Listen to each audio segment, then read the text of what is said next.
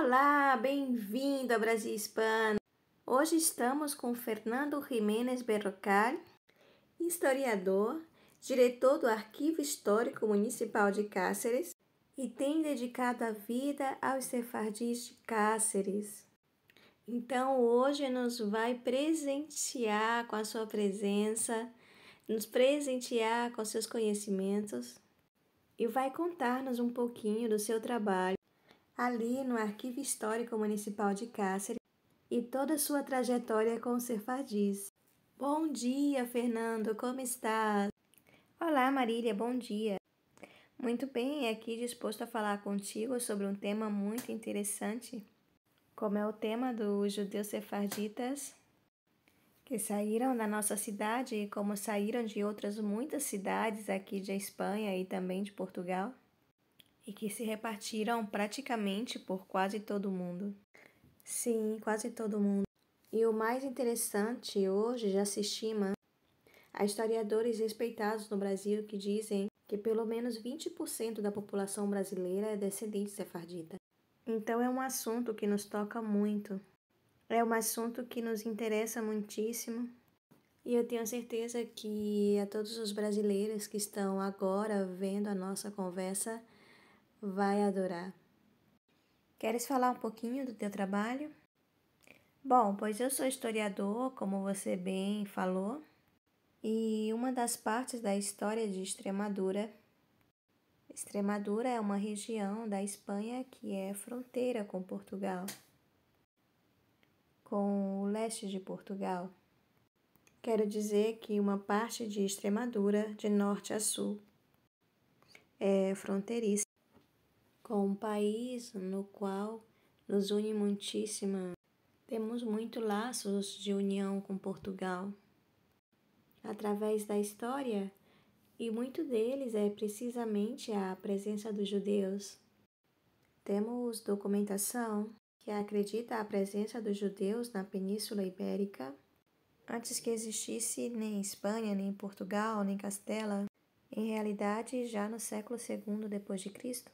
O documento epigráfico mais antigo que existe sobre a presença dos judeus na Península Ibérica se conserva em Extremadura, no Museu Nacional de Arte Romano de Mérida, onde se conserva a estela de Justinus.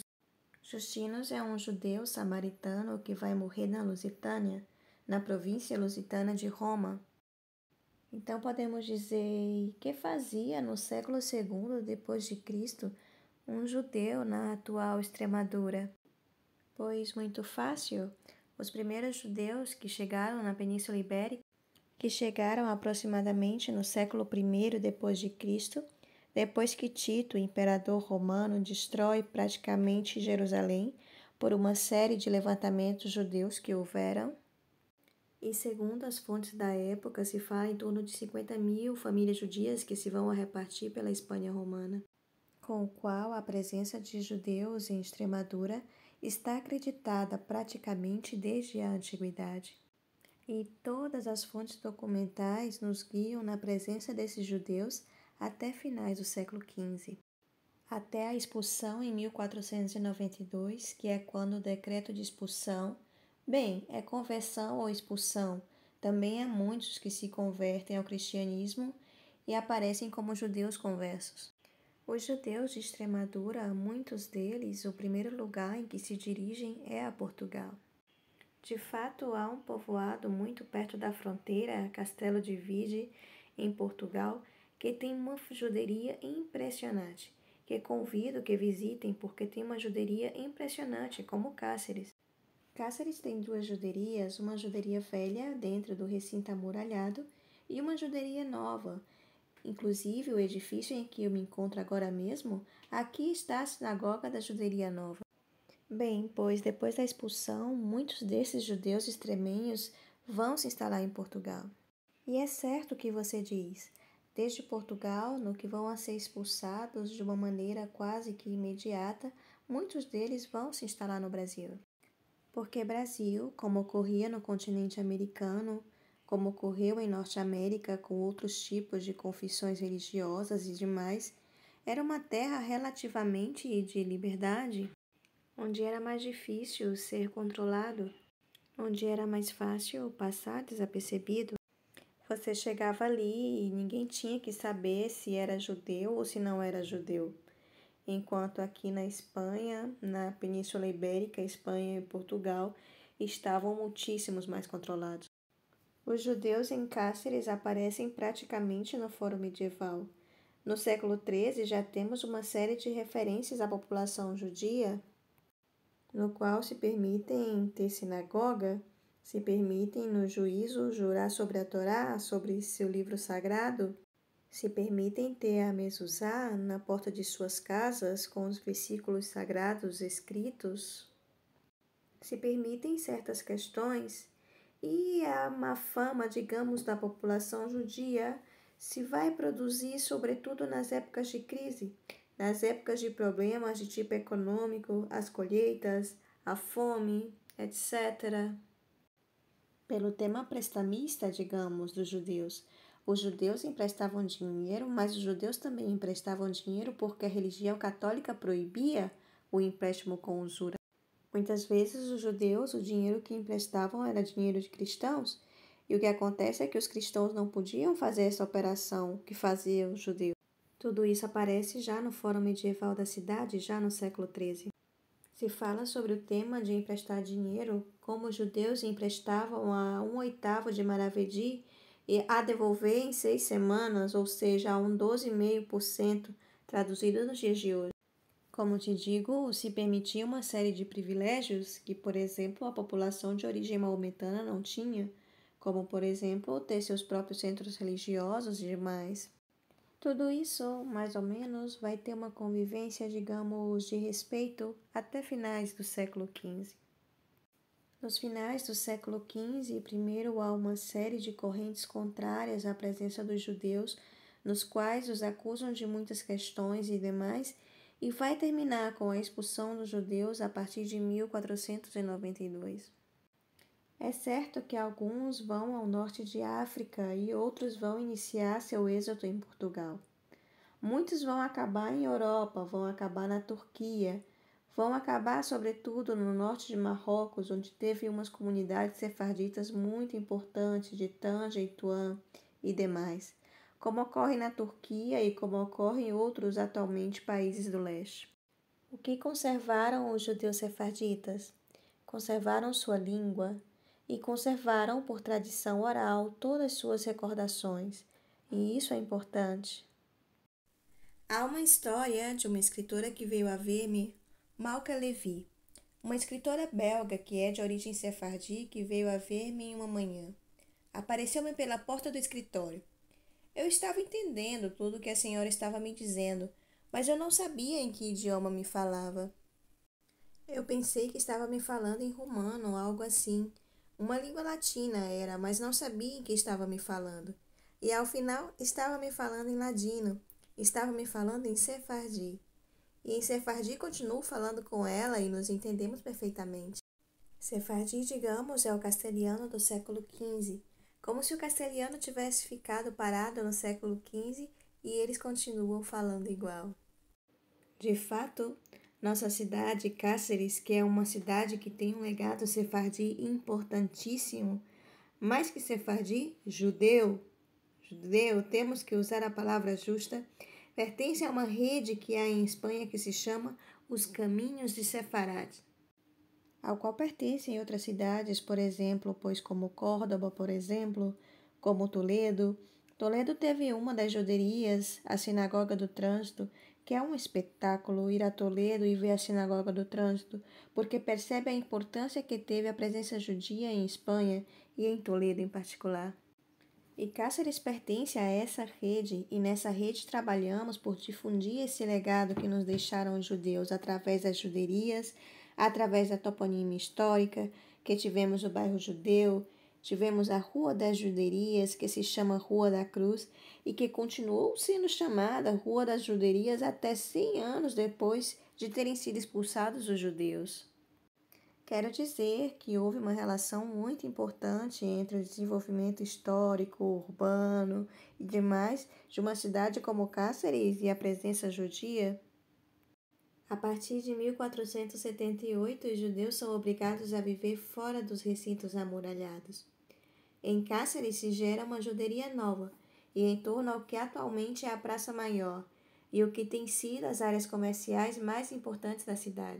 Nos acompanha essa toponímia, nos acompanham espaços que foram utilizados por esses judeus, bairros, zonas de influência e, evidentemente, Cáceres, que é uma cidade que teve contato através da história com as culturas mais relevantes, digamos, do mundo ocidental e também oriental, através da cultura muçulmana, não pode nunca renunciar a esse legado e a essa história que está presente na nossa paisagem urbana. Interessante. Uma coisa que você falou, que os sefarditas eles continuam mantendo a língua, a cultura. No caso do Brasil, como o Brasil pertencia a Portugal, e Portugal também não permitia que se vivesse o judaísmo, então no Brasil eram cristãos novos para todos os efeitos. Mas as tradições seguem se mantendo até o dia de hoje. Por exemplo, minha família, quando nasce um bebê, uma criança pequena, se coloca esse fio vermelho para tirar uma olhada. O mais interessante é que nem minha mãe, nem minha avó, ninguém sabe por que se põe a fita vermelha nas crianças para tirar o quebranto. Eu que descobri, porque comecei a estudar o tema sefardi e contei a elas. É o mais interessante, porque continuam fazendo e não sabem por que estão fazendo. Isso e tantas outras coisas. Bom, pois é fantástico. Não, porque é certo que há questões, tradições, parte da cultura popular, da cultura íntima, essa cultura que se transmite por transmissão oral, essa cultura, como diziam os antigos etnógrafos, que não está escrita nos livros e nem se pode guardar em uma maleta, senão que se forma parte da tradição das famílias, dos povos, e tudo isso se foi transmitindo. Ou guardar as chaves de casa, como faziam muitos sefardis. Foram passando essas chaves de suas casas em Toledo, em Cáceres ou em qualquer outra juderia onde foram os judeus expulsos. Foram passando e se um dia voltassem, que a casa era sua e que as chaves a tinham eles. Tenho visto muitas escrituras de vendas de propriedades, porque quando são expulsos os judeus da Espanha, os proíbem de levar ouro, de levar prata, levar dinheiro e demais, os proíbem, mas depois há, digamos, um mundo paralelo para pular de alguma maneira essa legislação. E neste mundo paralelo está muito presente Portugal. De fato, por exemplo, cidades como Valência de Alcântara, que está à fronteira com a parte espanhola, está Valência de Alcântara, e portuguesa está, por exemplo, Castelo de Vide. E ambas tinham juderia, porque a fronteira em si também era um salvaguarda. Se tenho problemas, cruzo a fronteira. Há uma questão, eu sou historiador, como você bem falou, e quando eu estudava na universidade, que estudava uma disciplina que se chamava História do Cinema, uma coisa que me surpreendeu muito, que tem a ver com esse tema da fronteira e com esse espírito dos judeus de estar sempre tratando de salvar a possível ilegalidade, é o nascimento de Hollywood, onde se fazem os filmes, não? Hollywood surge porque está na Califórnia, está perto da fronteira do México, e os grandes produtores judeus que fogem através da Guerra das Potentes de leste a oeste e se instalam em um lugar onde há luz e tal, mas que está perto da fronteira. E se tem algum problema, sair picando e trasladar-se a outro país onde a legislação é diferente. O mundo dos judeus é um mundo, a história dos judeus é uma história apaixonante, entre outras coisas por esse êxodo permanente que tem vivido praticamente até 1948, quando se cria o Estado de Israel, que precisamente se cria para isso, para que os judeus que estão pelo mundo, em Argentina ou onde seja, possam instalar-se em um país onde eles tenham sua pátria, onde eles tenham seu espaço, onde eles tenham um lugar para a vida e não estejam repartidos em múltiplas comunidades por todo o mundo. Interessante. Quando começou o programa, o que foi antes da expulsão, começou a perseguição e até onde eu sei, eles começaram esse êxodo dentro da Espanha. Começou a acontecer a partir disso. Os que estavam em Toledo, em Segóvia, começaram já a aproximar-se das fronteiras, foi assim? Como foi isso? No caso espanhol, os judeus vão do sul ao norte. Quando tem conflitos em Cádiz, em Sevilha, em Andaluzia, por temas de perseguição, por acusações que se fazem aos judeus, eles vão se aproximando a essas zonas afastadas desses lugares. É um povo errante, os judeus são um povo errante. Estão acostumados a mover-se, a fugir de alguma maneira, a proteger-se por meio do translado de uma terra a outra. Então, as juderias vão se ampliando, digamos, à medida em que vão chegando os novos efetivos populacionais que vão fugindo desse tipo de perseguição e, é certo, vão se instalando pela fronteira espanhola. Tem uma publicação pela Universidade de Évora que fizemos um congresso precisamente sobre o tema da fronteira, os judeus e a fronteira. Então, fizemos um mapa de ambos os lados da fronteira entre Espanha e Portugal. Como ambos os lados estão cheios de comunidades, de assentamentos e comunidades judias. Como te disse, a fronteira é uma defesa. A fronteira para um povo perseguido é uma defesa, sobretudo tendo em conta que se passava facilmente. Não é como agora, que está mais controlado e tal. Então era muito fácil passar de Espanha para Portugal sem que ninguém tivesse que te autorizar, nem mostrar nenhum passaporte ou documento. Então, as fronteiras são elementos de defesa para proteger-se precisamente dessas perseguições, porque logo as acusações que se fazem contra os judeus, algumas vezes é totalmente sem base científica nenhuma, que se baseiam muito mais, às vezes, pois no ódio, nos interesses econômicos e de uma série de questões que agora não vem ao caso. Mas, como eu te digo, outro dia podemos ampliar essa agradável conversação. Sim, seguro que sim. E, Fernando, me comentava sobre nomes de famílias carcerenhas que foram a Portugal? Poderia nos comentar um pouco, por favor? Davi Navarro e seu filho Ista, que eram serreiros, Mosé Cohen e Mosé Nilgo, que eram alfaiates, todos estes são judeus carcerenhos que tiveram que partir. Samuel Canha, Samuel Arrosnaui, que eram ferreiros. Agora vamos vendo as profissões que tinham: alfaiates, ferreiros, sapateiros, mercadores, físicos, que atualmente seriam os farmacêuticos, advogados, prateiros, Davi Alvíria, Samuel Carriel, Rabino Abraham Amigo, Rabi Yusé, Abraham Cohen, Sac Nehu, Raim Almoliá. E todos estes são judeus de Cáceres, e essas famílias tiveram que sair de sua terra, tiveram que abandonar sua cidade e dirigir-se a mundos estranhos. E muitas vezes, pois o que eu te digo, iam a Portugal, de Portugal a norte de África, outras vezes os enganavam, outras vezes os matavam para roubar-lhes no traslado até o norte de África. Outros iam aos confins da Europa, a comunidades sefardis em zonas como Bulgária, etc., não? Se distanciavam de um mundo que os perseguia, sobretudo em um mundo no qual a perseguição estava apenada com a morte.